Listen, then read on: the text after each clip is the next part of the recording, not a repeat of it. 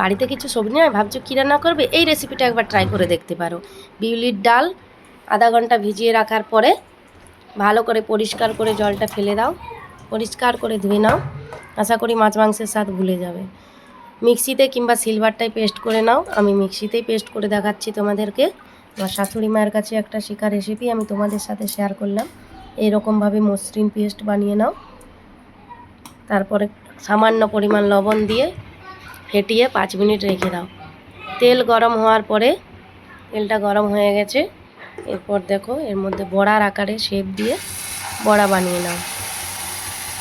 আমি চামচ দিয়ে একটা বানিয়ে দেখালাম, হাত দিয়ে বানালেই ভালো হয় বড়াগুলো। বড়াগুলো এমনিতেও খেতে খুব টেস্টি লাগে, মুচমুচে গরম গরম ভাতের সাথে দারুণ টেস্ট। বড়াগুলো সব আমার ভাজা হয়ে গেছে, তেল থেকে তুলে নিলাম। আবার ওই কড়াইতেই আবার সামান্য তেল দিয়ে দিলাম। তেলের মধ্যে কালো জিরা ফোড়ন দিলাম, তোমরা চাইলে গোটা জিরাও দিতে পারো। সামান্য পেঁয়াজ কুচি দিয়ে দিলাম এর মধ্যে, কুচনো পেঁয়াজ। পেঁয়াজটা সুন্দরভাবে লাল লাল করে ভেজে নিলাম।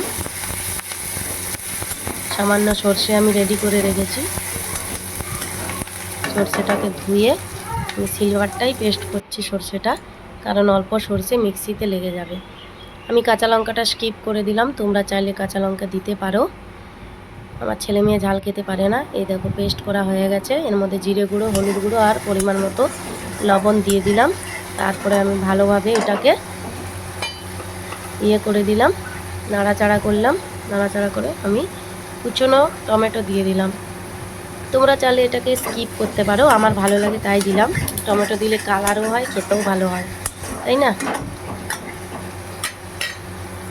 এই দেখো এরকম ভাজা ভাজা হয়ে যাবে, তখন পরিমাণ মতো জল দিয়ে দাও।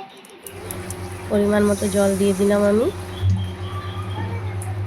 জল দিয়ে ভালোভাবে একটু মিক্স করে এর মধ্যে আমি ভাজা বড়াগুলো দিয়ে দিলাম। দেখো ভাজা বড়াগুলো কত সুন্দর ফুলেছে, আবার জলের মধ্যে ফোটানোর পরে আবার নরম হয়ে যাবে। বড়াগুলোতে জলটা টেনে নেয়, তাই একটু পরিমাণ মতো বেশি জল দিতে হবে এর মধ্যে। আমি আবারও একটু জল দিয়ে দিলাম, কাঁচা জলই দিলাম। থালা ঢাকা দিয়ে সামান্য 5 মিনিট রান্না করে নিলেই রেডি।